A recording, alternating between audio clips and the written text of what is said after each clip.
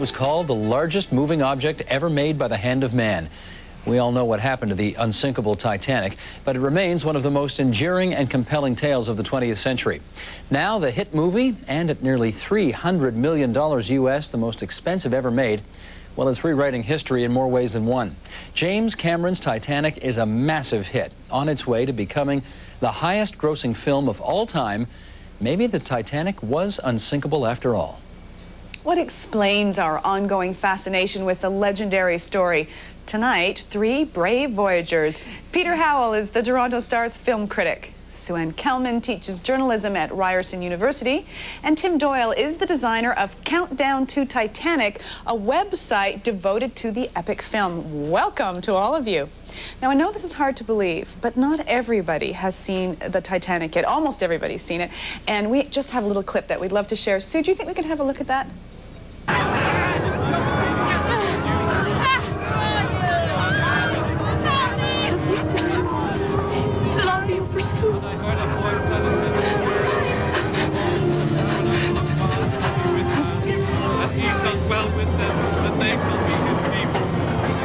Himself shall be with them, and we their God. Jack, this is where we first met.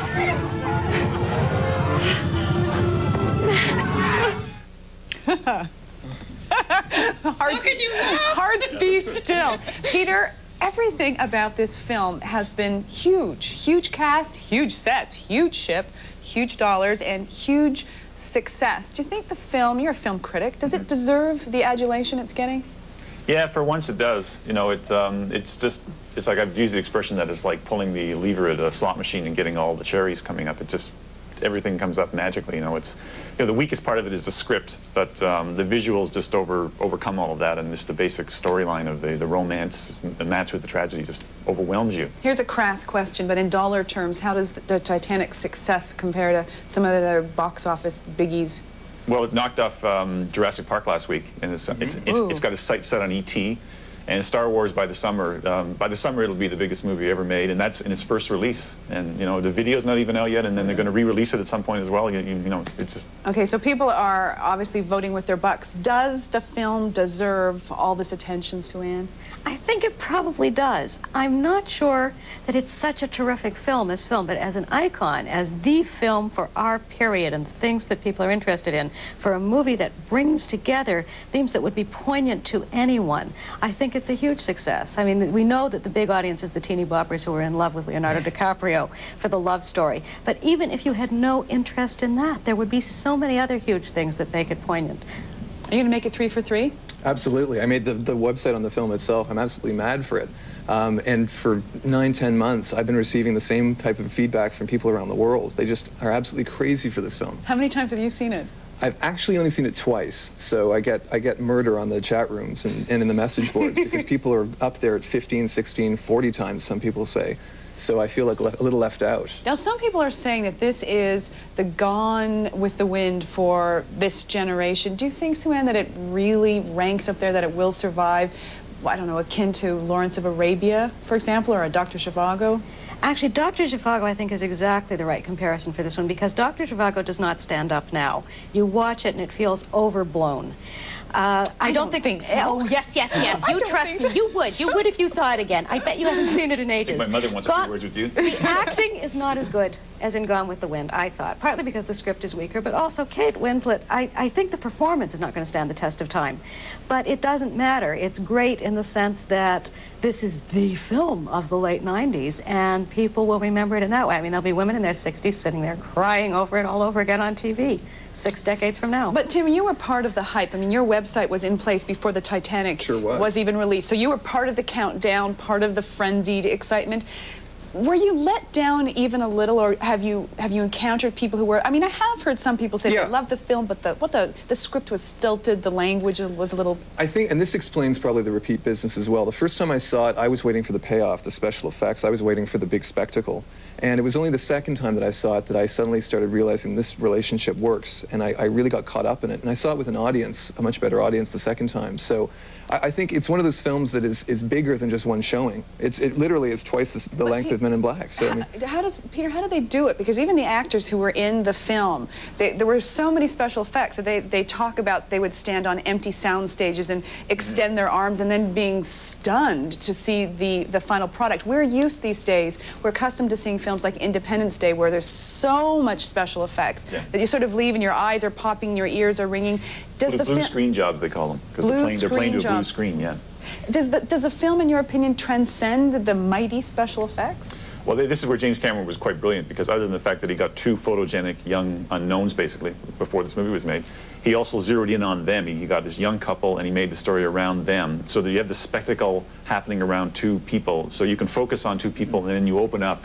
And that's the real brilliance of Titanic, is just, you know, by starting it as a love story and then expanding it, it just clicks. And you don't experience the special effects as special effects. And I go to a lot of Hollywood movies. You guys forced me to go and see Starship Troopers, where all I was aware of was the special effects. In this one, when the ship breaks, as we now know that it did, and one end of it goes absolutely straight up in the water, it is exactly the way that whales look when they dive, and then it goes down like a whale, and it's gorgeous to look at. It's terrifying because all these people are dying. You never think of it as a special effect, and if you have a degree in English literature, you think, oh my God, a Moby Dick reference. This is brilliant. Oh, yeah. The special effects are imperceptible, and some of the times that they're used, they're actually perfect for the story, such as when they morph from present day into the past and back. So they're absolutely, they're imperceptible, and they really do work. There's even a reference to 2001: A Space Odyssey in it, which is kind of neat. Which is? When he walks down the Great Hall, Cameron tilts the camera to look like the space station in 2001, and then you hear The Blue Danube played by the orchestra.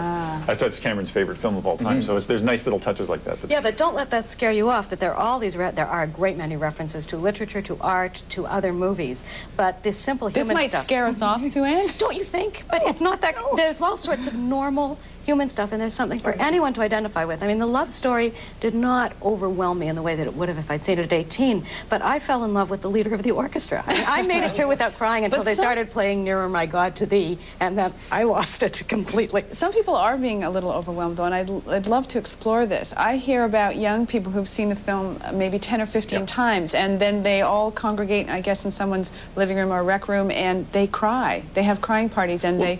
Absolutely, that's one of the things they do. You buy the soundtrack, and it's your sort of one artifact you can take home from the film. And people experience the joy, the wonder of the music, and live in their minds the movie itself, and they cry their eyes out. I mean, there's some people I know who cry just on cue when they hear the music. And it's an incredibly bland soundtrack. It's just I mean, bland. It's not, It sounds like it's recorded underwater, you know. So what exactly is going on, do you figure? I mean, you interact with these people on... I get an overdose of it every day, and it's incredibly impactful, really. I mean, the fact is people not only buy the stuff, they buy the soundtrack and the book, they role-play the characters in chat rooms and with each other, you know, quoting lines from the film as emotional declarations. They do all manner of things, creating art and poetry, and they try to live the film on. It's kind of like a communal experience that transcends one or two actual viewings. Okay, we really have to dive down for this, because this is an 85-year-old ship, an 85-year-old story. We know how this story ends, and it's not a very pretty picture. What explains the grip the story is having on us? It's the big story. It's man versus nature, and nature wins. It's rich versus poor, and they both die. And the politics of the movie are very 1930s. It's that working people are decent and behave nicely, and rich people are horrible and behave badly. And I think it's difficult to watch it now, not wondering what Donald Trump would have done had he been on that ship, and I don't think he would have behaved all that well.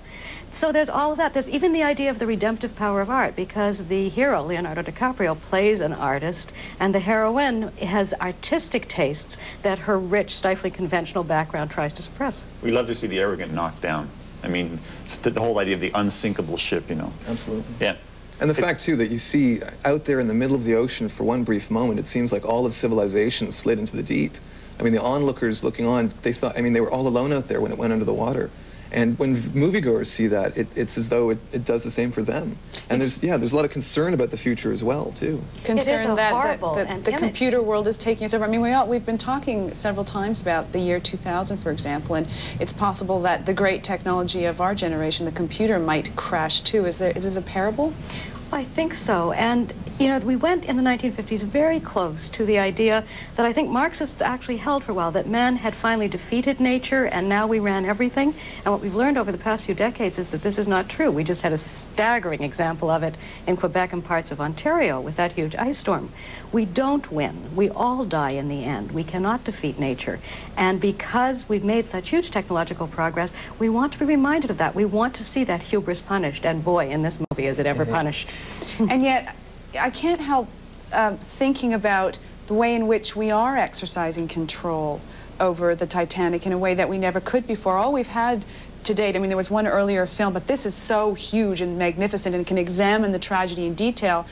We've only had black and white photographs. We've had stories handed down from people who knew people who knew people who unfortunately were on the Titanic. And now we have this extraordinary opportunity to rebuild this ship, to watch it carefully fall. It's almost as if the technology at the beginning of the century in some way is being conquered by the technology at the end. Oh yeah, it just, well, you know what's funny is that it was a fad to be on the Titanic in 1912, and it's a fad now to watch it go down. You know, it's just, we love this group activity, the fact that we can all share this experience of some huge event that's beyond ourselves. I mean, the fact that we all share, for fans of the movie, certainly on my side and on others, everyone has this in common. We know the language, we know what happens in the film. So that's one barrier that breaks down anything else. I mean, we now know each other. If you love this film, in so many ways, with your emotions stimulated, you can connect with someone else.